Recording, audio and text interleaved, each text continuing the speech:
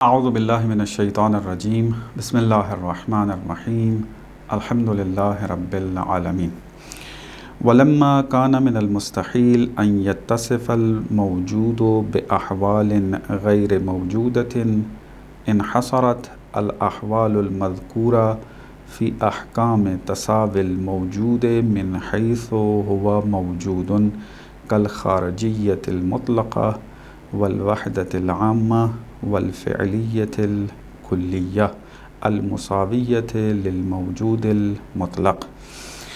ہماری بحث جو ہے وہ نہایت الحکمہ میں چل رہی ہے، اور مقدمہ جو المدخل کے عنوان سے علامہ طباطبائی رحمۃ اللہ علیہ نے بیان کیا ہے، اس کے بارے میں بحث ہماری چل رہی ہے، اور ہم اس بحث تک پہنچے ہیں کہ علامہ نے یہ بحث کر لی ضرورت فلسفہ کے حوالے سے کہ چونکہ ہم خطا کرتے ہیں لہٰذا ایک معیار کی ضرورت ہے، اور پھر وہاں بیان کیا کہ ہمیں برہانی روش اختیار کرنی ہوگی تاکہ ہم حقیقت کماہیہ سے آشنا ہو سکیں۔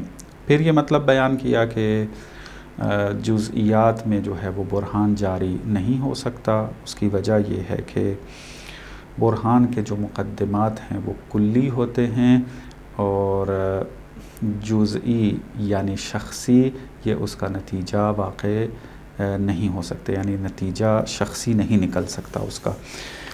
یہ بات ہو گئی، اور اب یہاں سے جو ہے وہ بیان کر رہے ہیں کہ موضوع اور محمولات، موضوع اور مسائل، ان کا آپس میں کیا رابطہ ہے۔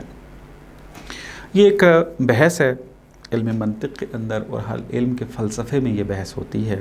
یہ مضاف فلسفہ جو آج کل رائج ہے کہ آپ علم کے بارے میں جو بحث کرتے ہیں کہ اس کا موضوع کیا ہے، اس کی تعریف کیا ہے، اس کی غرض و غایت کیا ہے، اس کے مسائل کی نوعیت کیا ہے، اس کا باقی علوم کے ساتھ رابطہ کیا ہے، یہ والی جو بحثیں ہیں یہ فلسفہ علم کے اندر، یعنی اسی علم کا فلسفے میں بحث ہوتی ہے۔ مثال کے طور پہ مثلا اگر کوئی فزکس، ایک ہے علم فزکس کہ اس میں جو فزکس اور میٹر اور انرجی سے مربوط جو مسائل ہیں اس کے بارے میں ڈسکس کی جاتی ہے، لیکن میٹر کسے کہتے ہیں، انرجی کسے کہتے ہیں، فزکس کی روش کیا ہونی چاہیے، فزکس کا باقی علوم سے رابطہ کیا ہے، تو آج کل جو رائج ہے وہ یہ کہ اس کو فلسفہ فزکس میں بحث کرتے ہیں۔ اسی طرح باقی علوم ہیں، کیمسٹری مثلا لے لیں، یا سوشل سائنسز لے لیں، یا خود یہ فلسفہ بھی لے لیں، تو فلسفے کی تعریف، فلسفے کا موضوع، فلسفے کے مسائل کی نوعیت، اس کی روش، اس کی حجیت، یہ ساری بحثیں جو ہیں فلسفہ میں ہیں۔ تو یہ فلسفہ مضاف اس کو کہتے ہیں، فلسفی آف کہتے ہیں اس کو۔ یہ ایک آپ یوں کہہ لیں کہ پہلے قدیم الایام سے یہ بحثیں چلی آئی ہیں، لیکن اسی علم میں بحث ہوتی تھی، لیکن آہستہ آہستہ جیسے جیسے علوم ترقی کرتے گئے تو ایک علم جو ہے یہ وجود میں آیا۔ اب وہ ساری بحثیں مقدماتی کہاں بحث ہوتی ہیں، اس فلسفی آف میں بحث ہوتی ہیں، یعنی اسی علم کے فلسفے میں بحث ہوتی ہیں۔ تو یہاں جو فلسفہ مراد ہوتا ہے وہ یہ والا فلسفہ نہیں ہے، کہ اس کی وضاحت شاید پہلے درسوں میں کی ہے، انشاءاللہ کسی مناسب موقع پر مزید جو ہے اس کی وضاحت کر دیں گے۔ تو آج اس متن کے اندر جو علامہ یہاں پر بیان کر رہے ہیں وہ یہ کہ موضوع اور مسائل فلسفہ، ان کے درمیان رابطہ کیسا ہونا چاہیے۔ تو علامہ یہاں پر اپنی نظر جو بیان کرتے ہیں وہ یہ کہ فرماتے ہیں کہ جب ہم نے فلسفے کا موضوع موجود بما ہوا موجود بیان کیا ہے، تو اس کا مطلب یہ ہے کہ فلسفے کا موضوع موجود مطلق ہے، اور وجود سے ہٹ کر کوئی چیز ہے ہی نہیں، فقط عدم ہے۔ تو اب مسائل فلسفہ جو ہیں وہ موضوع سے عام نہیں ہو سکتے، یعنی ایسا نہیں ہو سکتا کہ موضوع مسائل یعنی مسئلے کی نسبت خاص ہو۔ اگر مسائل جو ہیں وہ عام ہوں، محمولات جو ہیں وہ عام ہوں، اور موضوع فلسفہ خاص ہو، تو لازم کیا آئے گا کہ پس وہ وجود سے ہٹ کر کچھ چیز ہے، تو وجود سے ہٹ کے تو عدم ہے۔ پس محمولات اور مسائل فلسفہ وہ موضوع فلسفہ سے عام نہیں ہو سکتے، ان کا دائرہ وسیع نہیں ہو سکتا، وہ عام نہیں ہو سکتے۔ یہاں سے پھر علامہ جو ہیں وہ نتیجہ لے لیتے ہیں کہ مسائل فلسفہ کو مساوی ہونا چاہیے موضوع کے۔ لیکن علامہ کی نظر کو وضاحت دینے سے پہلے میں اس کو 3 شقوں میں جو ہے وہ بیان کرتا ہوں کہ ایک علم کے مسائل کو موضوع کی نسبت 3 حالات میں تصور کیا جا سکتا ہے۔ یا تو مسائل جو ہوں گے، وہ محمولات جو ہوں گے اپنے موضوع سے عام ہوں گے، یا خاص ہوں گے، یا مساوی ہوں گے۔ عام والی صورت فلسفے میں درست نہیں بن سکتی، اس کی وضاحت میں نے کر دی ہے کہ اگر عام ہو جائیں اور موضوع خاص ہو جائے تو یہ بات واضح اور روشن اور بدیہی ہے کہ وجود سے عام تر، وجود سے آپ کہہ لیں کہ اس وسیع تر کوئی اور ہے ہی نہیں حقیقت۔ جو چیز بھی ہے وہ وجود کے دائرے میں آتی ہے، وجود سے ہٹ کر کوئی حقیقت نہیں ہے، کیونکہ وجود سے ہٹ کر عدم ہی بچتا ہے اور کچھ نہیں ہے۔ بس محمولات جو ہیں اس مسائل کے، اس علم کے، اور مسائل جو ہیں وہ عام نہیں ہو سکتے۔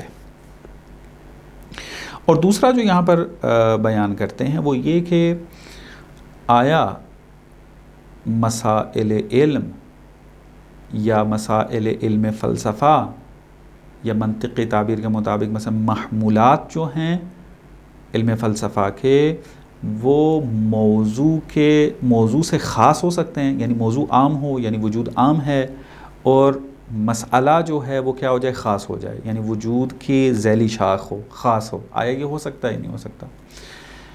علامہ کے نزدیک جو ہے مسئلہ جو ہے وہ خاص نہیں ہو سکتا، یعنی عام تو نہیں ہو سکتا، اس کو تو سب قبول کرتے ہیں، ہر انسان کی عقل اس کو تسلیم کرتی ہے کہ مسئلہ موضوع سے عام نہیں ہو سکتا، موضوع فلسفہ سے، کیونکہ موضوع فلسفہ وجود بے موجود ہے، اور مسئلہ اگر عام ہو جائے گا وجود سے تو وجود سے اوپر تو پھر عدم ہی ہے، وجود سے ہٹ کر تو عدم ہی ہے، تو نہیں ہو سکتا، خاص نہیں ہو سکتا۔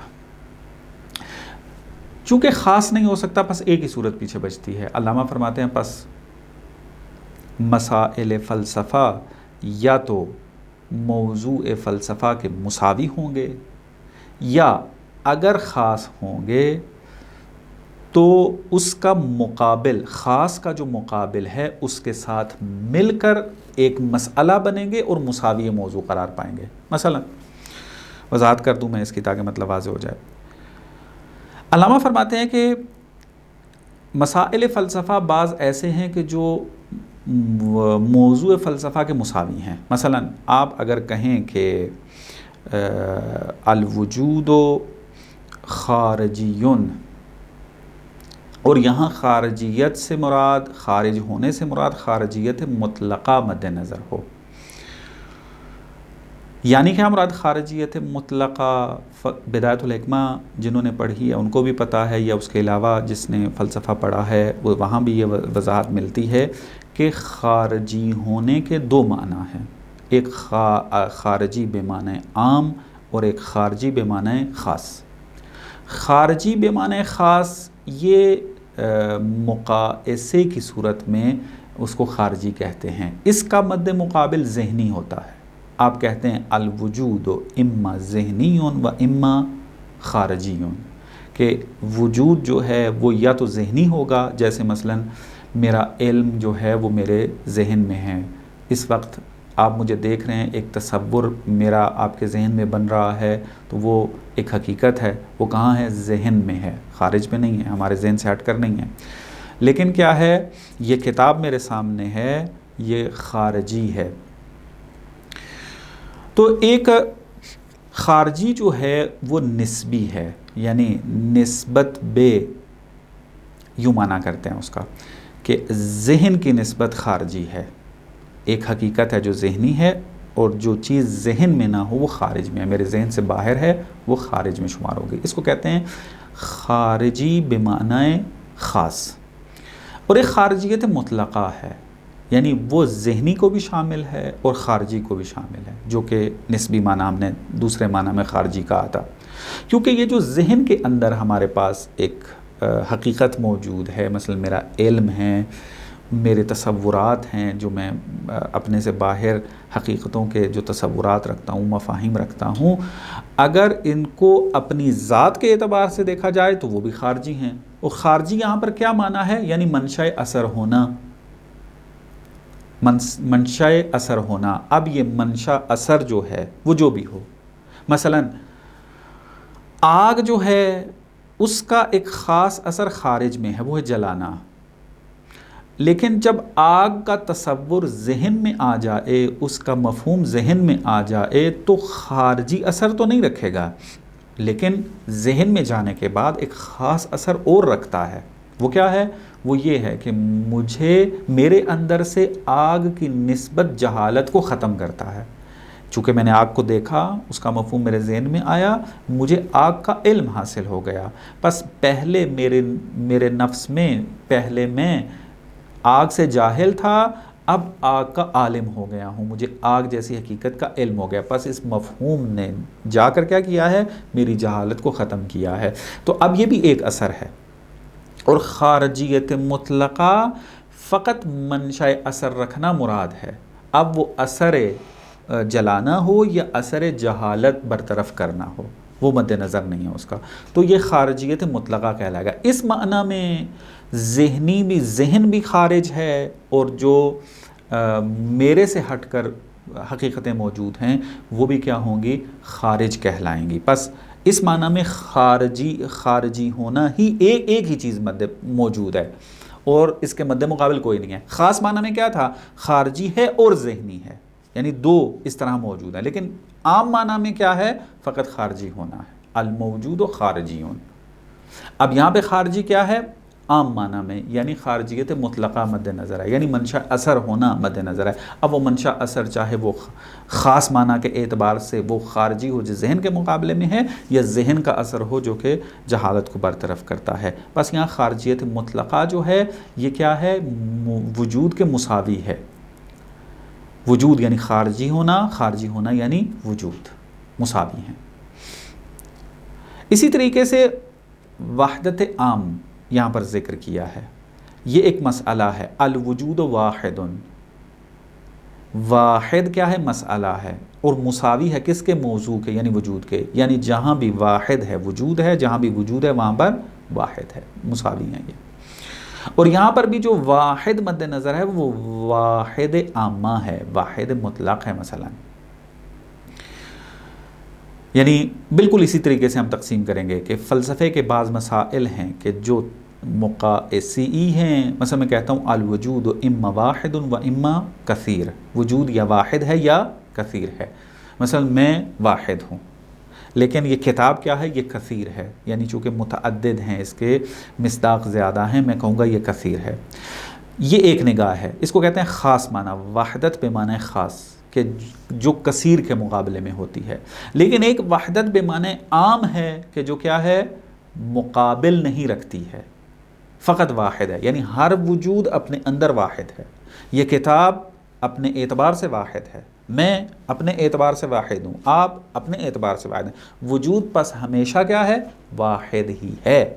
لیکن جب ہم نگاہ جو ہے وہ مقایسے کے اعتبار سے دیکھیں تو اس وقت ہم کہہ سکتے ہیں کہ میری ذات چونکہ ایک ہی ہے، پس یہ واحد ہے، اس کتاب کے کئی نسخے موجود ہیں مثلا، تو یہ کیا ہو جائے گی؟ کثیر ہو جائے گی مثلا۔ تو اس طریقے سے یہ وحدت بمعنی خاص یعنی جو کثیر کے مقابل میں ہو، وحدت بمعنی عام کہ جس کا مقابل ہے ہی نہیں ہے، وہ مساوی با وجود ہے۔ تو الوجود واحد، یہاں وحدت مساوی با وجود ہے، اور یہاں وحدت سے مراد عام معنی ہے، اس کا خاص معنی مد نظر نہیں ہے۔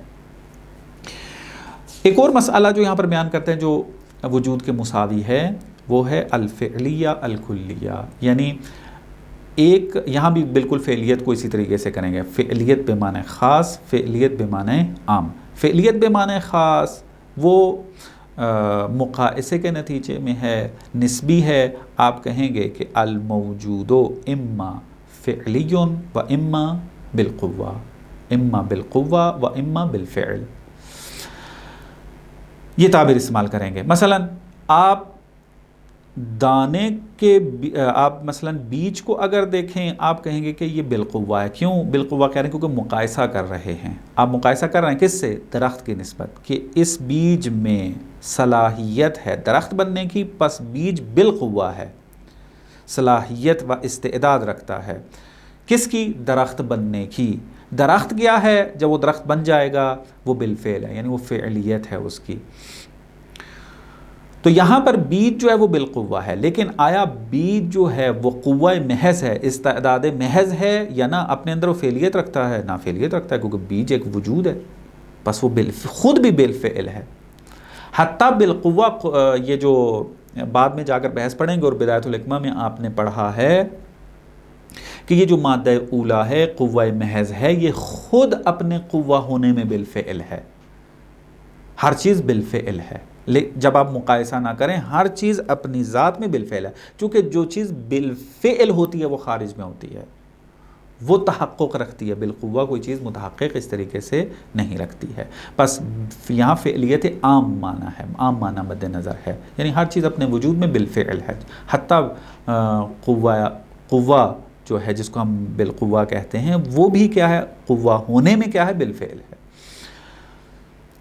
تو لہٰذا فعلیت جو ہے وہ بھی مساوی باوجود ہے. جو موجود ہے وہ بالفعل ہے، جو بالفعل ہے وہ موجود ہے، یہ بالکل مساوی ہیں. اور بالفعل ہونا یعنی عام معنی میں. تو بعض جو مسائل فلسفہ وہ اس قسم کے ہیں، جیسے مثلا آپ اصالت الوجود کو لے لیں، تشکیک کے وجود کو لے لیں. مثلا یہ کیا ہیں؟ مساوی موضوع ہیں. بعض مسائل ہیں کہ جو خاص ہیں. مثلا آپ کہتے ہیں الوجود الموجود علت. اب یہ علت ہونا خاص ہے، چونکہ ہر موجود تو علت نہیں ہے. بعض موجود ہیں جو فقط معلول ہیں، علت نہیں ہے. تو لہٰذا یہ علت ہونا یہ مسئلہ ہے، اور خاص ہے کس سے؟ موجود موضوع سے. تو علامہ فرماتے ہیں کہ یہ مسئلہ مساوی ہونا چاہیے. مساوی کیسے ہوگا؟ کہ آپ اس کے مقابل کو، علت کا مقابل کون ہے؟ معلول. آپ معلول کو اس کے ساتھ ملائیں گے، قضیہ منفصلہ کو تشکیل دیں گے، اور پھر وہ پورا ایک مسئلہ مساوی موضوع ہو جائے گا. یوں کہیں گے الموجود اما علت و اما معلول، کہ موجود یا علت ہوتا ہے یا معلول. اب علت ہونا یا معلول ہونا یہ مل کر ایک مسئلہ ہے، اور مساوی ہے موضوع کے جو کہ موجود ہے. بس موجود علت اور معلول ہونے سے خارج نہیں ہے، یعنی آپ کوئی ایسی حقیقت نہیں دکھا سکتے جو نہ تو علت ہو نہ معلول ہو. نہ، جو بھی حقیقت ہے وہ یا علت ہے یا معلول ہے، ان دو احکام سے خارج نہیں ہے. تو اب جب آپ اس کو قضیہ منفصلہ کی صورت میں یعنی یا کی صورت میں لے آئیں گے، یا وہ ان کو اکٹھا کر دیں گے، اور پھر یہ ایک مسئلہ بن جائے گا. اور یہ ایک مسئلہ جو ہے مساوی موضوع ہے. موضوع کیا ہے؟ موجود. اما علت و اما معلول، یہ مسئلہ اور مساوی ہو جائے گا موضوع کے. علامہ فرماتے ہیں یہ جو خاص مسئلے ہیں وہ اس طریقے سے اکٹھے ہو کر مساوی موضوع بن جائیں گے. اسی طریقے سے آپ دیکھ لیں الموجود واحد، یہ واحد ہونا خاص ہے، یعنی یہاں پر واحد ہونا بے معنی خاص مد نظر ہے، جو کہ میں نے پہلے توضیح دے چکا ہوں، یعنی مقایسے کے نتیجے میں. اس کا مقابل کون ہے؟ کثیر. کثیر بھی کیا ہے؟ خاص ہے، چونکہ ہر موجود کثیر نہیں ہے اور ہر موجود واحد بھی نہیں ہے. الگ الگ یہ خاص ہیں، لیکن جب آپ ان کو ملا دیں گے اما واحد و اما کثیر، یہ مل کر ایک مسئلہ بنیں گے اور مساوی موضوع ہو جائیں گے. تو اس طریقے سے بعض مسائل جو ہیں وہ مساوی موضوع ٹھہریں گے اپنے مقابل کے ساتھ. علت کا مقابل معلول ہے، واحد کا مقابل جو ہے وہ کثیر ہے، بالفعل کا مقابل جو ہے بالقوہ ہے، یعنی اسی طریقے ذہنی کا مقابل خارجی ہے، اور اسی طریقے سے باقی مسائل جو ہیں موجود ہیں. تو علامہ فرماتے ہیں کہ یوں مسائل فقط مساوی موضوع ہوں گے. مسائل فلسفہ وہ مسائل کہلاتے ہیں کہ جو مساوی با موضوع ہوں. خاص ہوں تب بھی وہ مسئلہ فلسفی نہیں کہلائے گا، اگر عام ہوں گے تب بھی وہ مسئلہ فلسفی نہیں کہلائے گا. عام تو ہو ہی نہیں سکتا، چونکہ عام وجود سے عام تر کوئی چیز نہیں ہے. خاص جو ہے علامہ کے نزدیک نہیں ہو سکتا۔ یہ جو نظر ہے علامہ کی جو نہایہ میں اس جگہ پر بیان کر رہے ہیں، یہ علامہ کی اپنی اختصاصی اور اجتہادی نظر ہے۔ علامہ سے پہلے کوئی بھی اس نظر کا قائل نہیں رہا، بلکہ تمام فلاسفہ یہ کہتے ہیں کہ مسائل کو عام نہیں ہونا چاہیے موضوع سے۔ اگر وہ مسئلہ ہے ایک علم کا تو موضوع سے عام نہیں ہو، لیکن خاص ہو یا مساوی اس میں فرق نہیں پڑتا۔ ممکن ہے مسائل خاص ہوں، ممکن ہے مسائل عام ہوں، ممکن ہے مسائل جو مساوی ہوں، ان میں فرق نہیں پڑتا۔ یہ باقی فلاسفہ قائل تھے۔ اب نہایت میں تو یہیں تک مطلب جو ہے وہ بیان ہوا ہے، لیکن چونکہ اختلاف موجود ہے اور بعض حواشی نے اس کو جو ہے وہ بیان بھی کیا ہے، میں بعض اختلاف کے کیوں جناب علامہ جو ہیں وہ اس نظریے تک پہنچے کہ مسائل فلسفہ کو جو ہے وہ خاص کر دیں اور اس کو پھر قبول نہ کریں، یعنی خاص مسئلے کو قبول نہ کریں، عام کو بھی قبول نہ کریں، فقط مساوی کو جو ہے وہ قبول کریں، یہ مسئلہ کیوں علامہ کے لیے جو ہے وہ پیش آیا اس طریقے سے، اور انہوں نے جو ہے وہ یہ نتیجہ دیا ہے۔ اس کی وجہ کیا ہے؟ عرض ذاتی کی تفسیر ہے۔ خوب جنہوں نے علم منطق اچھے طریقے سے پڑھی ہے اور جنہوں نے بدایت الحکمہ کی جو مباحث ہیں، ابتدائی پہلے ہی صفحے پر جو بحث ہیں، اگر اچھے اساتذہ سے انہوں نے پڑھی ہیں تو وہاں پر عوارض ذاتیہ کی جو تعبیر آتی ہے تو اساتذہ اس کی وضاحت کرتے ہیں۔ عرض ذاتی کہ ہر علم کا جو موضوع ہوتا ہے اور وہ علم پھر کیا کرتا ہے، اس موضوع کے عوارض ذاتیہ کے بارے میں بحث کرتا ہے، یعنی ان مسائل کے بارے میں بحث کرتا ہے کہ جو ڈائریکٹ موضوع سے مربوط ہوں۔ مسائل علم موضوع علم کے لیے عوارض ذاتیہ ہوتے ہیں۔ خوب اب یہ عرض ذاتی کیا ہے، عوارض ذاتیہ کسے کہتے ہیں، خوب اس کی تعریف کی گئی ہے۔ معمولاً جو عوارض ذاتیہ کی تعریف کی گئی ہے یا عرض ذاتی کی جو ہے وہ تعریف کی گئی ہے وہ یہ ہے، مثلا میں عربی ایک عبارت کے ساتھ جو ہے وہ ترجمہ کرتا ہوں، مطلب بیان کرتا ہوں۔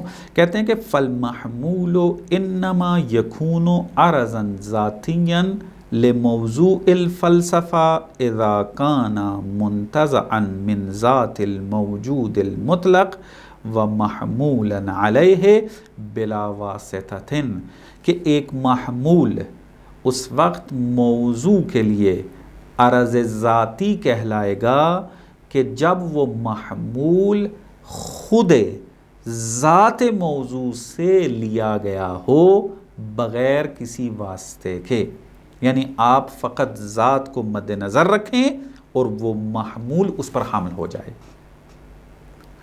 کسی بھی چیز کی اضافہ کرنے کی ضرورت پیش نہ آئے، یعنی اس ذات سے ہٹ کر کسی بھی چیز کی اضافہ کرنے کی ضرورت پیش نہ آئے، ڈائریکٹ حمل ہو جائے، بلا واسطہ حمل ہو جائے، اس کو کہتے ہیں کہ یہ کیا ہے، عرض ذاتی ہے۔ مثلا آپ کہتے ہیں الموجود ممکن، کہ موجود جو ہے وہ ممکن ہے، امکان آپ نے موجود ہونے سے نکالا تو آپ نے وجود کو ملاحظہ کیا اور اس کی حقیقت کو مد نظر رکھا اور آپ نے ممکن ہونے کو انتزاع کر لیا، کسی بھی چیز کی اضافے کرنے کی ضرورت پیش نہیں آئی۔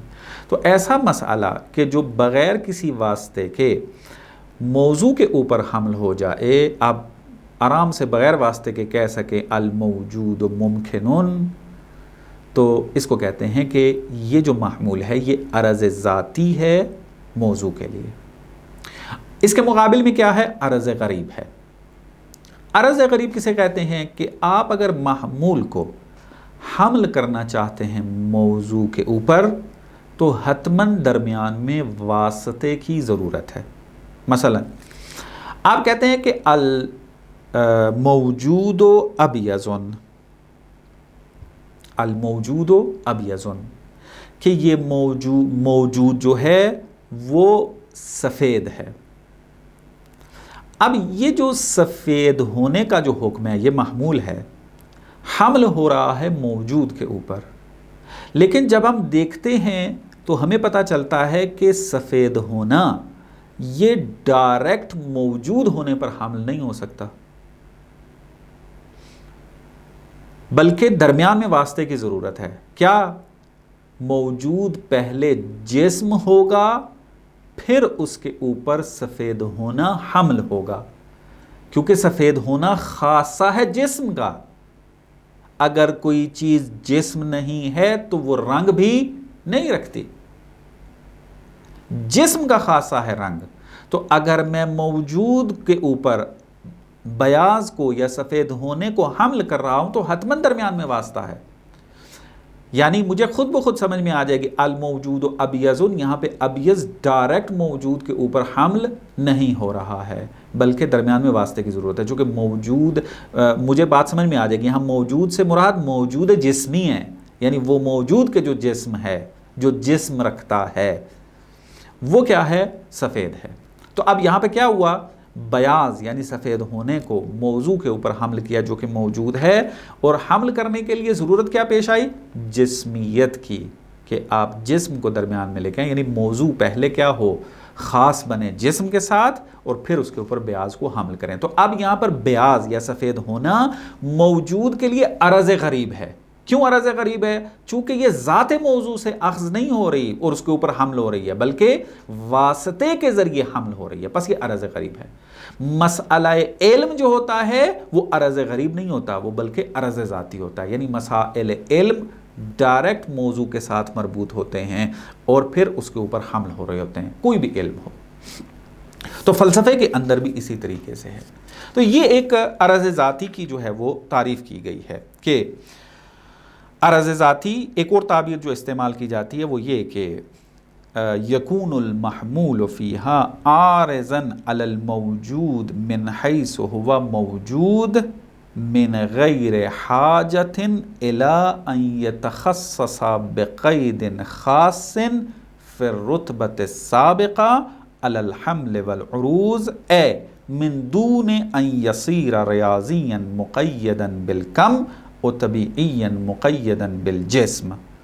فرماتے ہیں کہ ایک مسئلہ فلسفی کب فلسفی کہلائے گا؟ مسئلے کو فلسفی آپ کہہ سکتے ہیں کہ جب محمول جو ہے وہ موجود میں ما ہوا موجود کے اوپر حمل ہو، لیکن اس موضوع کو خاص کرنے کی ضرورت پیش نہ آئے، یعنی موجود بے ما ہوا موجود کے اوپر ڈائریکٹ حمل ہو جائے، یعنی تقاضا موجود بے ما ہوا موجود وہ خود تقاضا کر رہا ہو کہ یہ میرا مسئلہ ہے، یہ میرے احوال میں سے ہے۔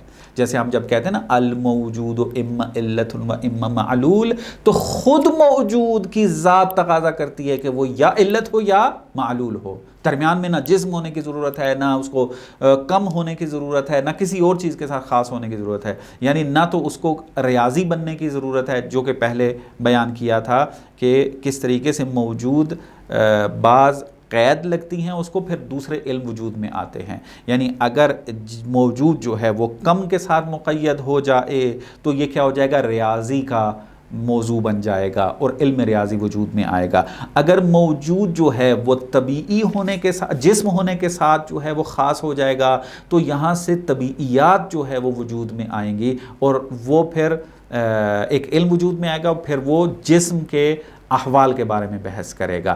لیکن فلسفہ کیا ہے؟ کس سے بحث کرتا ہے؟ موجود میں وہ موجود سے بحث کرتا ہے۔ تو اس کے عوارض ذاتی کون سے ہوں گے؟ جو ڈائریکٹ موجود بے موجود پر حمل ہوں، یعنی موجود ہونا فقط کافی ہو محمول کا اس پہ پر حمل ہونے کے لیے، جیسے علت ہونا، معلول ہونا، یہ کیا ہے؟ موجود سے مربوط ہے، نہ کہ جسم سے یا مثلا نہ کہ عدد سے، یعنی ایسا نہیں ہے کہ اگر عدد ہوگا تو یا علت ہے یا معلول، یا اگر جسم ہوگا تو یا علت ہوگا یا معلول، نہ، یہ ان کے احکام نہیں ہیں، بلکہ یہ احکام ہے موجود ہونے کے، یعنی موجود بغیر اس کے کہ وہ جسم ہے، بغیر اس کے کہ وہ عدد ہے، بغیر اس کے کہ وہ کسی اور حالت میں ہے، فقط اس کے موجود ہونے کا تقاضا یہ ہے کہ وہ یا علت ہوگا یا معلول ہوگا۔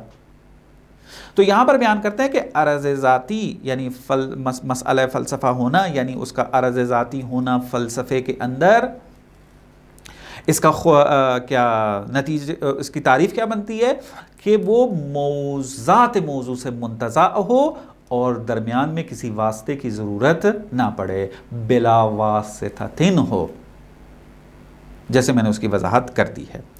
اب یہاں پر وہ کہتے ہیں کہ مشہور فلاسفہ، یعنی علامہ سے ہٹ کر جو فلاسفہ ہیں جیسے صدر المتعلقین ملا صدرہ ہیں اور اس کے علاوہ اور ابن سینا ہے، یہ سارے اس طرح کی تعریف کرتے ہیں اور فرماتے ہیں کہ ہمارے لیے معیار عرض ذاتی کا یہ ہے کہ وہ ذات موضوع سے انتزاع ہو۔ اب وہ مسئلہ موضوع سے خاص ہو یا مساوی ہو فرق نہیں پڑتا، اگر خاص ہے تب بھی وہ عرض ذاتی ہے، اگر مساوی ہے تب بھی عرض ذاتی ہے۔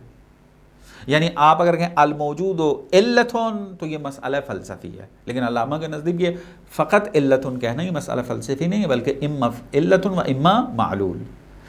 تو خاص جو ہے وہ مسئلہ فلسفی ہے مشہور فلاسفہ کے نزدیک، لیکن علامہ فرماتے ہیں کہ نہیں، میرے نزدیک جو ہے وہ یہ عرض ذاتی ہونے کا معیار یہ ہے کہ مسئلہ کیا ہو، موضوع کے مساوی ہونا چاہیے۔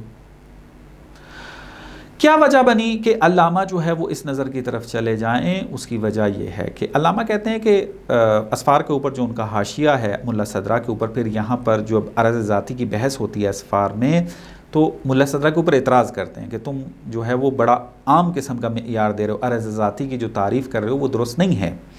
کیوں؟ فرماتے ہیں دیکھیں ہم نے برہان، ہمارا کام ہے برہان سے سروکار، فلسفہ چونکہ برہان اس کی روش بیان ہو گئی ہے، اور برہان کے مقدمات کی کچھ شرائط ہیں، اور ان میں یہ ہے کہ مقدمہ یقینیہ ہونا چاہیے، اور یقینیہ ہونے کا مطلب کیا ہے کہ لابد ان تکون ذاتی المحمول للموضوع، کہ مقدمہ ذاتی ہو۔ یعنی کیا مراد؟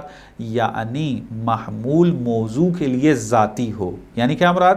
اب یہاں پر ذاتی کی جو تعریف ہے وہ علامہ اس طریقے سے کرتے ہیں، یہ اصل وجہ بنی ہے۔ ذاتی کی جو تعریف کی جا رہی ہے یہ تعریف پھر نتیجہ دے رہی ہے کہ علامہ مشہور فلاسفہ کی مخالفت کریں۔ ذاتی کی کیا تعریف کرتے ہیں؟ یہ تعریف کرتے ہیں کہ بحیث یوضع المحمول بوضع الموضوع وَيُرْفَعُ بِرَفْعِهِ، یعنی ان کی عبارت کا جو مفہوم ہے وہ اس طریقے سے بیان کیا گیا ہے کہ محمول موضوع کے ساتھ موجود ہو، اور اگر موضوع کو اٹھا لیا جائے تو محمول بھی ختم ہو جائے، تب وہ ذاتی موضوع ہوگا۔ یعنی اگر موضوع ہے تو محمول بھی ہے، مسئلہ بھی ہے، اگر موضوع نہیں ہے تو محمول بھی نہیں ہے۔ اس طرح کی کیفیت کو کہا جائے گا کہ محمول ذاتی موضوع ہے۔ تو جب آپ یہ تعریف کریں گے ذاتی کی کہ موضوع کے ہونے میں محمول کا ہونا اور موضوع کے نہ ہونے میں محمول کا بھی نہ ہونا، تو آٹومیٹکلی نتیجہ یہ ہے کہ محمول مساوی موضوع ہونا چاہیے، تب تو وہ ذاتی بنے گا موضوع کے لیے، تب تو وہ عرض ذاتی کہلائے گا۔ پس مسائل کا مساوی ہونا موضوع کے لیے ضروری ہے۔ یہ علامہ کی جو تعریف تھی اصل میں یہ سبب بنی کہ پھر یہاں نہایہ میں بھی اور اسفار کے تعلیقے کے اندر بھی وہ عرض ذاتی کے بارے میں، مسائل فلسفہ کے بارے میں پھر یہ نظر دیں کہ مسئلہ فلسفی تب مسئلہ فلسفی کہلائے گا کہ جب وہ مساوی موضوع ہو۔ کیوں؟ کیونکہ محمول یا مسئلہ کیا ہوتا ہے؟ ذاتی موضوع ہو، اور ذاتی کا مطلب یہ ہے کہ موضوع ہے تو محمول، موضوع نہیں ہے تو محمول بھی نہیں ہے۔ تو بس یہاں پر علامہ نے جو یہ تعریف کی ہے ذاتی ہونے کی، اس نے نتیجہ پھر آٹومیٹکلی یہی دینا تھا کہ جو علامہ نے یہاں پر لیا ہے۔ خوب، اب ایک مسئلہ فقط یہ رہ جاتا ہے، وضاحت ہو گئی، بس آپ لوگوں کے لیے واضح ہو جانا چاہیے۔ اگر مسئلہ تھوڑا سنگین لگ رہا ہے، سمجھ میں نہیں آ رہا، تو اس کو سکپ کر دیں، آپ فقط متن نہایہ پر توجہ دیں۔ میں نے فقط اشارہ اس لیے کیا ہے چونکہ حواشی کے اندر جو ہے وہ اس کی طرف اشارہ موجود ہے۔ آپ اگر کوئی شرح کا مطالعہ کر رہے ہوں گے یا حاشیہ آیت اللہ فیاضی کا جو ہے وہ مطالعہ کر رہے ہوں گے تو یہ مطلب آپ کے سامنے آئے گا۔ اور چونکہ یہ اختلافی مسئلہ ہے، مشہور اتفاق نہیں ہے فلاسفہ کا اس کے اوپر، تو نہایہ پڑھنے والے کو یہ بات واضح ہو جانی چاہیے کہ یہ جو مسئلہ یہاں پر بیان کیا جا رہا ہے یہ علامہ کا اختصاصی نظریہ ہے، اور فرق کیا ہے اس کا یہ اس کو معلوم ہو جائے۔ خوب، اس کے اوپر پھر اعتراض ہوا، یعنی کسی بھی علامہ کے بعد ان کے شاگردوں نے بھی یہ نظر قبول نہیں کی ہے، اور ان سے ہٹ کر بھی جو فلاسفر سامنے آئے ہیں انہوں نے بھی تائید نہیں کی ہے علامہ کے اس نظریے کی۔ وہ فرماتے ہیں کہ نہیں، علامہ کو یہاں پر اشتباہ ہوا ہے۔ ایک فقط خلاصہ بیان کروں گا، چونکہ یہ پھر تفصیلی بحث ہو جائے گی کہ علامہ کے نظریے کے اوپر کیا کیا تنقید کی گئی ہے۔ آغا فیاضی نے یہاں پر 3-4 اعتراضات کیے ہیں، اگر ان کی بھی وضاحت کر دی جائے تو یہ تقریباً ایک بہت طولانی ایک درس ہو جائے گا، یا 1-2 درس جو ہیں وہ آ جائیں گے۔ تو وہ طولانی کرنے کی ضرورت نہیں، چونکہ آپ وہ افراد کے جو تخصصی فلسفہ پڑھنا چاہتے ہیں تو حتماً اسفار میں جائیں گے تو یہ بحثیں وہاں پر ان کو پڑھنے کو ملیں گی۔ فقط ایک اشارہ کر کے دیتا ہوں، وہ یہ ہے کہ علامہ کو یہاں پر خلط ہوا ہے کس کے اندر؟ عارض اخص اور عارض لامر اخص۔ یہ وہ افراد کہ جنہوں نے فلسفہ بالکل نہیں پڑھا اور یہ درس سن رہے ہیں غلطی سے تو وہ اس کو سکپ کر دیں مطلب کو، یا جن کو اصل مطلب تو سمجھ میں آ گیا ہے لیکن یہ مطلب جو ہے سمجھ میں نہیں آ رہا، تو وہ بھی جو ہے وہ اس مطلب کو سکپ کر دیں۔ اگر سمجھ میں نہیں آ رہا تو اس پریشانی کی بات نہیں ہے، چونکہ یہ اضافی مطلب ہے، نہایہ کے متن سے ہٹ کر جو ہے یہ مطلب پایا جاتا ہے۔ فقط اہل تحقیق افراد کے لیے یہ مطلب بیان کر رہا ہوں، اور اس کو میں مزید سلیس بھی نہیں کر سکتا، چونکہ اس کو جتنا بھی سلیس کر دیا جائے تو یہ مطلب جو ہے وہ سب کے لیے قابل فہم نہیں ہوگا، چونکہ علم منطق کے بہت سارے مفاہیم اس کے اندر دخیل ہیں، ان کو وضاحت کرنے کی ضرورت پڑے گی، مطلب جو ہے وہ بہت لمبا ہو جائے گا۔ ایک ہے عارض اخص اور ایک ہے عارض لامر اخص۔ عارض اخص کیا ہے؟ یعنی خاص پہلے سے خاص ہے اور وہ موضوع کے اوپر حمل جو ہے وہ ہو جاتا ہے اور اس موضوع کو پھر وہ تقسیم کر دیتا ہے۔ مثلا فصل اور جنس کا رابطہ اگر آپ نے دیکھنا ہو تو جنس جو ہے وہ عام ہے، فصل جو ہے وہ کیا ہے؟ وہ خاص ہے۔ مثلا انسان کی نسبت اگر دیکھا جائے تو حیوان جو ہے وہ جنس ہے اور عام ہے، یعنی انسان کو بھی شامل ہے اور غیر انسان کو بھی شامل ہے، عام ہے۔ لیکن ناطق ہونا جو کہ فصل ہے یہ کیا ہے؟ جنس کی نسبت خاص ہے، چونکہ حیوان ناطق بھی ہے اور غیر ناطق بھی ہے، بس حیوان عام ہے اور ناطق کیا ہے؟ خاص ہے۔ اب یہ ناطق جو ہے اس کو کہیں گے یہ عارض اخص ہے، عارض ہو رہا ہے لیکن خود اخص ہے۔ اب یہ ناطق جب حیوان پہ حمل ہوگا تو یہ ناطق اب حیوان کو خاص کر رہا ہے، یعنی ناطق حیوان پر ڈائریکٹ حمل ہو رہا ہے، لیکن اس حمل کا نتیجہ یہ نکل رہا ہے کہ وہ چند حصوں میں تقسیم ہو رہا ہے کہ حیوان یا ناطق ہے یا غیر ناطق ہے۔ اس کو کہیں گے عارض اخص۔ اور فصل ہمیشہ کیا ہے؟ جنس کی نسبت عرض ذاتی ہے، اس کو عرض غریب کسی نے نہیں کہا۔ بس علامہ کا جو نظریہ ہے وہ یہاں جنس اور فصل کے اندر جو ہے وہ باطل ہو جاتا ہے کہ جنس اور فصل اور جنس ان کا رابطہ ذاتی ہونا ہے، عرض ذاتی ہے، لیکن کیا ہے؟ فصل خاص ہے اور جنس کیا ہے؟ عام ہے، مساوی نہیں ہے، رابطہ مساوی۔ اگر آپ مساوی ہونے کا رابطہ یعنی معیار مد نظر رکھ لیں گے کہ عرض ذاتی وہی کہلائے گی جو موضوع کے ساتھ جو ہے وہ مساوی ہوگا، تو یہاں پر ناطق جو ہے وہ خاص ہے، حیوان عام ہے، ان کے درمیان تساوی نہیں پائی جاتی ہے، لیکن پھر بھی ان کے درمیان رابطہ جو ہے وہ ذاتیت کا ہے۔ تو یہاں عارض خاص ہے۔ ایک ہے عارض لامر اخص، ایک مفہوم عارض ہو رہا ہے موضوع پر، لیکن ایسے موضوع پر کہ جو خاص ہو چکا ہے، یعنی پہلے وہ خاص ہوگا پھر یہ مفہوم اس کے اوپر آئے گا، اس کو کہتے ہیں عارض لامر اخص۔ جیسے میں نے پہلے مثال دی ہے، آپ نے کہا کہ الموجود ابیض، اب یہاں پر آپ بیاض کو، سفید ہونے کو موجود پر حمل کر رہے ہیں، اور یہ بات واضح ہے کہ موجود ہونا جو ہے تقاضا نہیں کرتا کہ وہ سفید ہو، چونکہ موجود غیر سفید بھی ہیں، سیاہ بھی ہیں، دوسرے رنگ بھی رکھتے ہیں، پس موجود ہونا تقاضا نہیں کرتا کہ میں سفید ہوں۔ درست ہے؟ یہ رنگ جو ہے وہ احکام ہے کس کے؟ جسم کے، نہ کہ موجود کے. تو اس کا مطلب یہ ہوا کہ موجود پہلے جو ہے وہ جسم کے ساتھ خاص ہوگا، یعنی وہ موجود کے جو جسم ہے یہ خاص ہو گیا، اب بیاض اس کے اوپر حمل ہوگا. اس کو کہتے ہیں عارض لامر اخص. تو علامہ کو یہ اشتباہ ہوا ہے کہ اچھا یہ پہلے میں وضاحت کر دوں. عارض اخص عرض ذاتی ہی رہے گا، وہ اس کو عرض ذاتی ہونے سے نکالے گا نہیں، جیسا کہ فصل جنس کی نسبت ذاتی ہے لیکن عارض اخص ہے. عارض لامر اخص جو ہے یہ عرض غریب بناتا ہے، عرض ذاتی ہونے سے نکال دیتا ہے. لیکن علامہ نے یہ سمجھا کہ عارض اخص بھی کیا ہے، وہ عرض ذاتی ہونے سے نکال دیتا ہے. یہ معیار جو ہے وہ عارض لامر اخص والا ہی ہے. عارض اخص و عارض لامر اخص جو ہے یہاں پر علامہ کو جو ہے وہ اشتباہ ہوا. اور کیا اشتباہ ہوا؟ مثلا ہمارے استاد جو وہ اس طریقے سے بیان فرماتے ہیں کہ لعل الطباطبائی تصور ان کل امر اخص لابد ان یکون عارضا لامر اخص. کہ علامہ نے شاید یہ تصور کیا کہ ہر امر اخص یعنی جو خاص امر ہوگا وہ حتماً کیا ہونا چاہیے؟ عارض لامر اخص ہونا چاہیے. وحیث ان العارض لامر اخص من العوارض الغریبہ، اور اس طرف سے سب کا اتفاق ہے کہ عارض لامر اخص جو ہے وہ کیا ہے؟ عوارض غریبہ میں سے ہے. فخرج بخروج کل ما هو اخص عن موضوع الفلسفہ، تو حکم یہ لگا دیا کہ ہر وہ چیز کہ جو موضوع فلسفہ سے خاص ہو وہ مسئلہ فلسفی سے خارج ہے. یعنی یہ تصور کیا کہ عارض اخص حتماً عارض لامر اخص ہوگا، نہ ایسا نہیں ہے.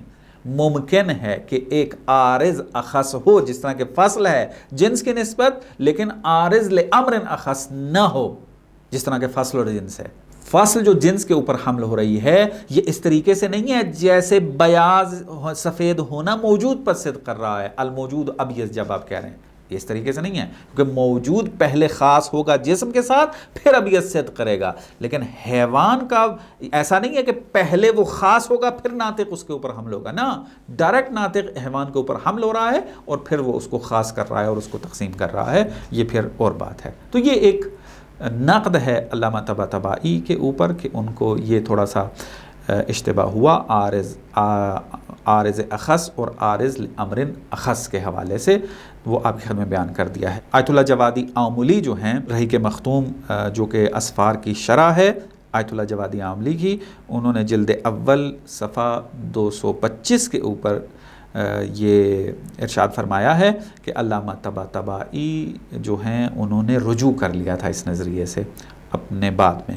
لیکن یہ رجوع کسی کتاب میں منعکس نہیں ہوا. لیکن چونکہ آیت اللہ جوادی آملی علامہ طباطبائی کے انتہائی قریبی شاگرد تھے، خصوصی شاگرد تھے اور علامہ کے ساتھ بہت زیادہ قریب تھے، تو اگر یہ دعویٰ کر رہے ہیں کہ علامہ طباطبائی نے اپنی نظر کو تبدیل کر لیا تھا اور ملا صدرہ والی نظر جو کہ مشہور نظر ہے اس کو قبول کر لیا تھا، تو بہرحال قبول کر سکتے ہیں، ان کی شہادت کو قبول کر لیں گے. لیکن اپنی کسی کتاب کے اندر یہ نظریہ منعکس نہیں ہوا، تبدیلی والا نظریہ جو ہے. بہرحال یہ ایک مطلب تھا نہایا کے متن کے اعتبار سے، وہ آپ کی خدمت میں جو ہے وہ میں نے بیان کر دیا ہے. اب اس کو تھوڑا تطبیق کر لیں مطلب کو، پھر اگلے بحث میں داخل ہوتے ہیں.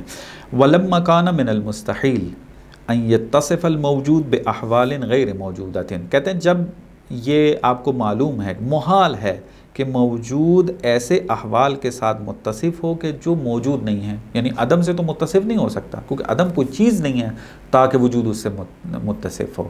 بس جب موجود جو ہے وہ احوال عدم کے ساتھ متصف نہیں ہو سکتا اور وہ عدم چونکہ ہیچ و پوچھ ہے، کچھ بھی نہیں ہے. انحصرت الاحوال المذکورہ فی احکام تساوی الموجود من حیث ہوا موجود. تو کہتے ہیں پھر منحصر ہے احوال مذکورہ کس کے اندر؟ کہ وہ مساوی ہوں موجود من حیث ہوا موجود، یعنی موجود بے موجود کے مساوی پس ہونے چاہیے. اب دیکھیں یہاں پر اخص والی صورتحال کو جو ہے وہ نہیں مان رہے ہیں، اس کی میں نے وضاحت کر دی ہے، وہ آپ خود جو ہیں وہ درس کو اگر ریویژن کر کے دوبارہ سنیں گے تو مطلب واضح ہو جائے گا. یا مثلا اگر آپ تفصیلی تر اس کو سننا چاہتے ہیں، اس کی وضاحت آیت اللہ جوادی عاملی رحی مختوم میں بیان کی ہے، اور آیت اللہ سید کمال حیدری استاد جو ہمارے ہیں انہوں نے بھی اس مطلب کو اپنے شرح اسفار میں جو ہے وہ تفصیل سے بیان کیا ہے، وہاں بھی آپ اس کی وضاحت کو لے لیں گے۔ اور آیت اللہ یزدان پناہ حفظہ اللہ نے نہائے کے خارج میں جب اس متن کی وضاحت کرتے ہیں تو وہاں پر بھی علامہ کے نظریے کو نقد کیا ہے، وہاں بھی تفصیل جو ہے وہ آپ اس کو پڑھ سکتے ہیں، وہ دروس بھی موجود ہیں ان کے۔ تو فرماتے ہیں کہ پس احوال جو ہے وہ مساوی کے اندر منحصر ہیں، کالخارجیت المطلقہ والوحدت العامہ والفعلیت الکلیہ، کہ جو المساویت للموجود المطلق، یہ احکام کیا ہیں؟ مساوی موجود مطلق ہے، کہ اس کی میں نے چونکہ وضاحت کر دی ہے، اس کو تطبیق کرنے کی تفصیل دینے کی ضرورت نہیں ہے کہ خارجیت مطلقہ کیا ہے، وہ ساری وضاحت کر دی ہے۔ خارجیت مطلقہ، وحدت عامہ، فعلیت کلیہ، یہ سب کیا ہیں؟ موجود مطلق مساوی ہیں، بس یہ ایسے احکام ہیں جو مساوی ہیں۔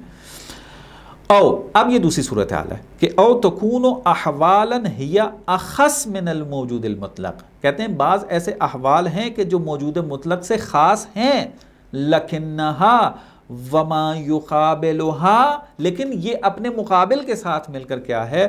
جمیعا تساوی الموجود المطلق، تو یہ پھر کیا ہو جائیں گے؟ مساوی ہو جائیں گے، کہ میں نے خارج میں اس کی وضاحت کر دی ہے کہ کس طریقے، یعنی الموجود علتن، یہ خاص ہے لیکن اپنے مقابل کے ساتھ مل کر کے اما معلول، اس کے ساتھ مل کر یہ کیا ہو جائیں گے؟ مساوی موضوع ہو جائیں گے۔ آگے کہہ رہے ہیں کقولنا الوجود اما خارجی او ذہنی، مسئلہ فلسفہ یہ ہے، الوجود اما ذہنی و اما خارجی، یہ دونوں مل کر مسئلہ فلسفی بنیں گے، عرض ذاتی بنیں گے اور مساوی موضوع ہوں گے۔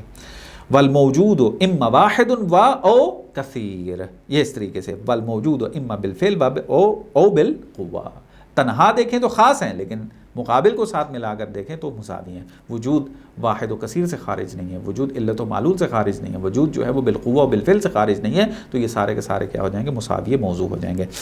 والجمیع کما ترى امور غیر خارجۃ من الموجودیت المطلقہ، اور فرماتے ہیں یہ تمام احکام جو ہے موجودیت مطلقہ سے خارج نہیں ہیں، یعنی عام نہیں ہیں اس سے۔ والمجموع من هذه الابحاث هو الذي نسميه الفلسفہ، فرماتے ہیں کہ ان تمام ابحاث کے مجموعے کو ہم فلسفہ کہتے ہیں۔ فلسفہ پس کیا ہے؟ کن مسائل کے بارے میں بحث کرتا ہے؟ ان مسائل کے بارے میں بحث کرتا ہے کہ جو مساوی موجود مطلق ہوں، اور وہ کون سے ہیں؟ وہ یہی ہیں احکام جو بیان کر دیا ہے۔ خوب، وقت تبین بما تقدم، اب اصل بحث جو ہے وہ ختم ہو جاتی ہے، اب یہاں سے پھر کچھ نتائج لینا شروع کرتے ہیں اس مقدمے سے، کہ جو نظریات انہوں نے یہاں پر، یا نظریہ جو انہوں نے یہاں پر بیان کیا ہے، اس سے پھر کچھ نتائج لیتے ہیں۔ اولا ثانیا ثالثا و رابعا، یہ اس کو بیان کرتے ہیں اور مقدمہ ختم ہو جاتا ہے، کہ انشاءاللہ ایک ایک کر کے اس کو بیان کرتے ہیں۔ ابھی بھی مطلب جو ہیں وہ بہت سارے باقی ہیں، مقدمہ نہایہ جو ہے بہت ہی زیادہ دقیق اور مشکل ہے، کو کھولنے کی ضرورت ہے، تو لہٰذا درسوں کی اگر تعداد زیادہ ہو رہی ہے اس میں پھر انسان کو گھبرانا نہیں چاہیے، اصل یہ ہونی چاہیے کہ متن حل ہو جائے، اور ہم بھی کوشش کر رہے ہیں کہ متن کو صحیح طریقے سے حل کریں، کوئی ابہام باقی نہ رہے۔ انشاءاللہ باقی مطالب آپ کو بعد میں بیان کرتے ہیں۔ وصلی اللہ علی محمد و آل محمد۔